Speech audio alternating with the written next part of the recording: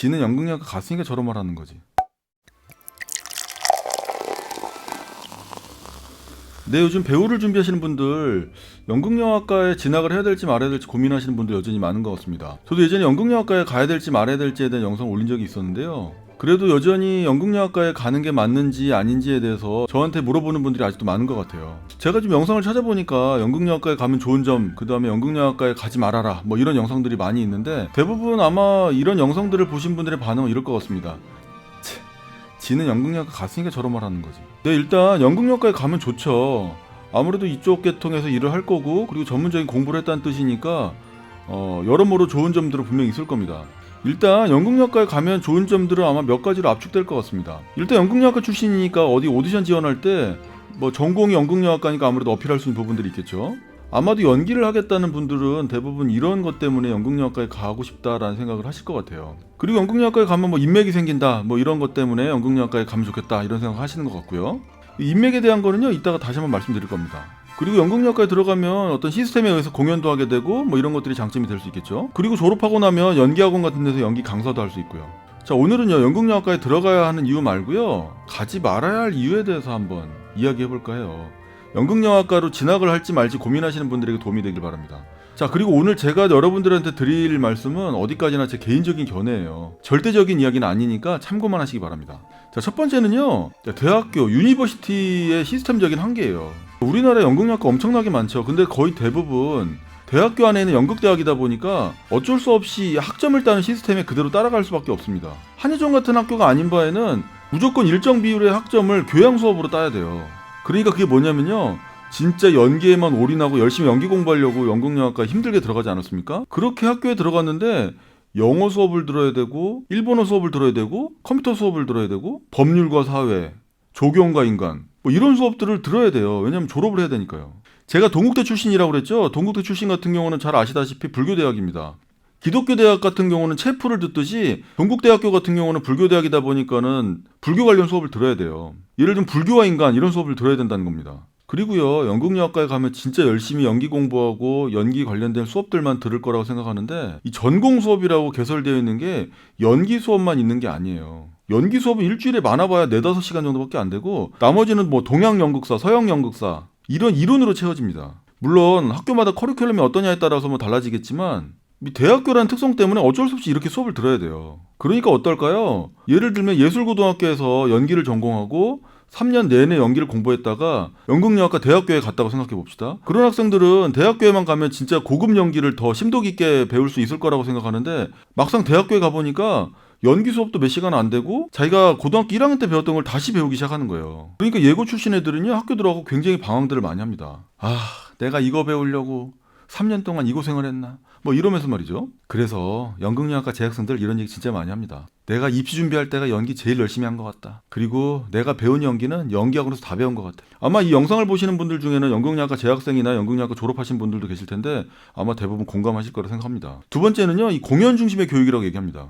사실 저는요, 오래전부터 이게 제일 문제라고 생각했었어요. 대부분의 대학교는요, 뭐 교육의 상아탑 뭐 이런 식으로 이야기하지만 결국엔 대학교도 결국에 기업 마인드로 접근할 수밖에 없습니다. 한마디로 인기 있는 학과들은 성장하고 인기 없는 학과들은 막 폐과되고 막 그런 게 현실이에요. 연극영화과도 마찬가지입니다. 예를 들면 연극과였던 학과가 뮤지컬이 막 인기가 있고 대세니까 뮤지컬 전공을 만들거나 뮤지컬과로 이름을 바꾼다거나 뭐 그런 식으로 많이 전향들을 하고 있죠. 그게 인기에 편승해서 조금이라도 학생들을 더 많이 모집하려고 하는 거예요. 아마도 이제 뭐 유튜브 학과 이런 것들도 많이 생길 겁니다. 앞으로 유튜버가 되는 게 꿈인 학생들이 얼마나 많아지겠어요, 그죠? 결국 학생들이 모집이 잘 된다는 판단만 되면요, 어떤 과들은 계속 없어지고 어떤 과들은 계속 생긴다는 뜻입니다. 그래야 대학교가 돈을 버니까요.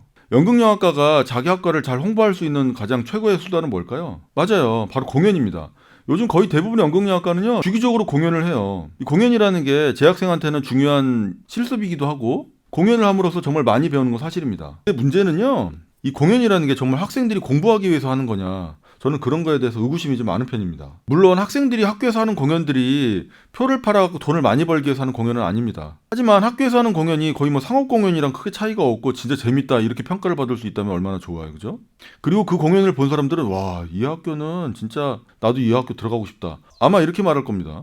그러다 보니까요, 교수님들도 어떻게든 공연을 재밌게 만들려고 해요. 공연을 재미있고 화려하게 만드는 게 뭐가 문제냐고요? 자, 지금부터 말씀드릴게요. 어떤 공연이든 간에 이 주인공급이 있고 조연급이 있고 뭐 앙상블이 있고 이렇게 좀 나뉠 겁니다. 뮤지컬 공연을 좀 보신 분들은 아실 거예요. 물론 어떤 공연들은 모든 출연자가 다 비슷한 비중으로 출연하는 경우들도 있지만 대부분의 공연들은 주인공 3, 4명하고 나머진 조연, 나머진 다 앙상블 이렇게 나눠져 있어요. 한마디로 다 똑같이 등록금 내는 학생이지만 누구는 주인공을 하고 누구는 조연을 할 수밖에 없다는 뜻입니다. 그런데 문제는요. 주인공을 맡은 학생들이 조금 더 많이 배워갈 수밖에 없는 구조라는 거예요. 뭐 그게 당연할 수밖에 없는 게 아무래도 주인공들이 무대 위에 서 있는 시간이 길어질 수밖에 없으니까 조금 더 얻어가는 게 많은 거겠죠. 그리고 상대적으로 배역이 작은 학생들, 조연이나 단역을 맡은 학생들 같은 경우는 아무래도 무대 위에 서 있는 시간이 짧다 보니까 무대 위에서 연기를 하는 시간보단 대기하는 시간이 훨씬 더 길어질 수밖에 없어요. 뭐 그렇게 작은 역할을 뭐 하고 싶은 사람이 어디 있습니까? 근데 뭐 학점을 따야 되고 졸업을 해야 되니까 어쩔 수 없이 하게 되는 거예요. 근데 공연 한 2주 남겨놓고 교수님이 이제 딱 밤에 찾아옵니다. 보통 공연을 처음부터 끝까지 가는 걸 런스루 간다고 얘기해요. 교수님이 런스루를 딱 한번 보고 나더니 공연을 다 뒤집어 엎기 시작합니다. 이 부분은 재미없다, 이 부분은 별로다 이렇게 해가면서 지루한 부분들을 다 잘라내는 거예요. 아무리 잘하는 학생들이 모여있는 연극영화과 학생들이라도 프로 배우들처럼 정말 짱짱하게 모든 걸 다 잘할 수는 없는 겁니다. 그러니까 어때요? 공연을요 이렇게 저렇게 막 도려내기 시작하는 거예요. 씬을 막 드러낸다는 뜻입니다. 그렇게 하면요 공연은 확실히 재밌어져요. 막 축축 늘어지고 재미없는 부분을 다 잘라내니까 얼마나 재밌어지겠습니까? 그런데 학생들은 어떻습니까? 가뜩이나 역할이 작은 조연들 같은 경우는요 그렇게 씬이 줄어들면 자기 분량이 훨씬 더 줄어들거나 아예 없어져 버리는 경우도 생겨요. 그러니까 이게 공연을 위해서 학생들이 존재하느냐 아니면 학생들을 위해서 학교가 존재하느냐 이런 문제에 대해서 고민할 수밖에 없게 된다는 겁니다. 한마디로 배우 중심의 교육이 되어야 하는데 공연 중심의 교육으로 유지될 수밖에 없다. 그러니까 그 안에서 학생들이 배우는 게 있거나 말거나 상처를 받거나 말거나 공연만 재미있으면 되는 구조로 계속 유지가 되는 거예요. 물론 뭐 모든 대학교가 다 그런 건 아닙니다. 절대 안 그런 학교도 물론 있을 거예요. 하지만 거의 대부분의 학교들이 공연을 계속 올리는 한 이런 식의 교육 방식이 유지될 수밖에 없다는 거는 뭐 개인적으로 가장 문제라고 생각하는 부분 중에 하나예요. 자, 세 번째.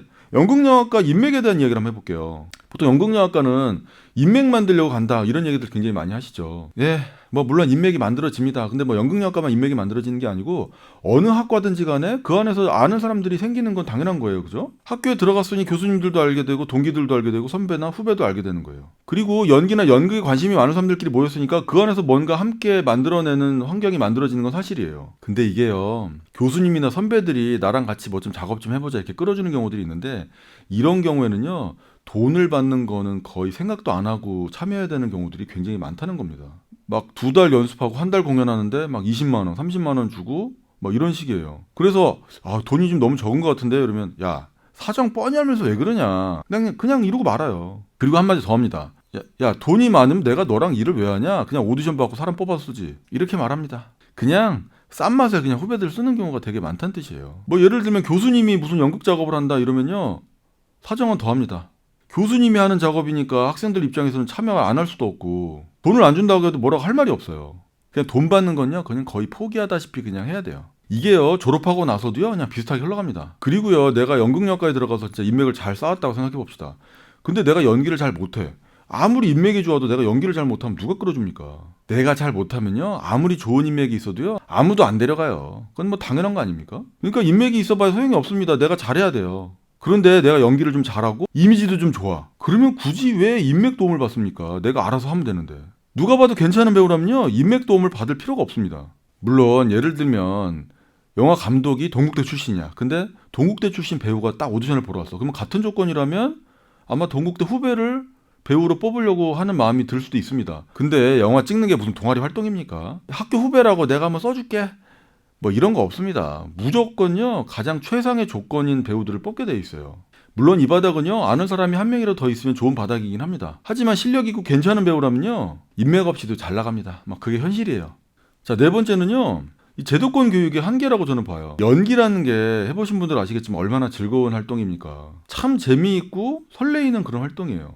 적어도 저한테는 그랬습니다. 그런데 이제 학교에서 이걸 전공을 하게 되면요 그렇게 재미있는 활동도 학점을 A, B, C 이렇게 나눠갖고 평가를 받게 되어 있어요. 이 연기를 하는 배우라면 자기 연기에 대해서 끊임없이 평가를 받는 건 뭐 당연한 거지만 학교 안에서 자기의 연기를 A나 B, C 이런 식으로 등급을 매겨가지고 계속 학점을 매긴다는 건요 굉장히 스트레스를 받는 일입니다. 굉장히 피로도가 쌓이는 일이란 뜻이죠. 그러니까 연기를 전공한 사람들은요, 연기를 전공하지 않은 사람들보다 연기를 어떻게 될지 고민하는 게 훨씬 더 깊어질 수밖에 없다는 뜻입니다. 물론 고민이 많은 건 좋긴 한데 그런 과정에서 자신감이 엄청나게 떨어져요. 물론 그렇지 않은 배우들도 훨씬 많긴 합니다만 아무래도 그런 영향을 받은 배우들이 많이 있다 보니까 오히려 연극영화과에서 전공한 학생보다 전공하지 않은 학생들이 그런 면에서는 좀 더 자유롭지 않나, 저는 그렇게 생각을 해봅니다. 진짜 연기가 좋아가지고 연극영화과에 진학했는데 이런 어떤 환경 때문에 정말 연기하는 게 두려워지고 싫어지고 이런 학생들을 정말 많이 봤어요. 그래가지고 연기 그만두고 다른 쪽으로 전향하는 사례들을 정말 많이 봤습니다. 그리고 어떤 경우에는요, 연극영화과의 어떤 특정 문화 때문에 외부 오디션을 보러 나가면은 굉장히 그 오디션을 보는 거를 두려워하는 경우들도 많이 있어요. 오히려 일반인들보다 오디션 보는 거를 훨씬 더 두려워하고 벌벌 떠는 경우들을 많이 봤습니다. 학교에서 그런 식으로 연기를 배운 거예요. 학교에서 연기를 배운 학생들의 특징이기도 해요. 이게 뭐 우리나라 모든 연극영화과의 현실은 아닙니다. 제가 그냥 이쪽 바닥에서 활동하면서 겪었던 것들을 말씀드리는 거예요. 그러니까 뭐 절대적인 사실은 아닙니다. 그냥 참고만 하시면 좋겠어요. 다시 한번 말씀드릴게요. 저는 연극영화과에 나오고 대학원까지 나오고 연기학원을 운영하면서 정말 수많은 학생들을 연극영화과에 진학을 시키면서 참 우리나라 연극대학이라는 게 이런 문제가 있구나, 이런 것들을 한 20여 년 정도 고민한 시간들이 있었습니다. 그런 것들을 토대로 말씀드린 거니까요, 그냥 참고만 하시면 좋겠습니다. 절대적인 사실이 아니란 뜻이에요. 그리고 모든 학교들이 그런 게 아닙니다. 학교마다 다 다르다, 요거 강조드립니다. 오늘은요, 연기를 하는데 연극영화과를 진학을 할지 말지 고민이 많으신 분들을 위해서 조언 드렸습니다. 저도 최선을 다하겠습니다. 감사합니다.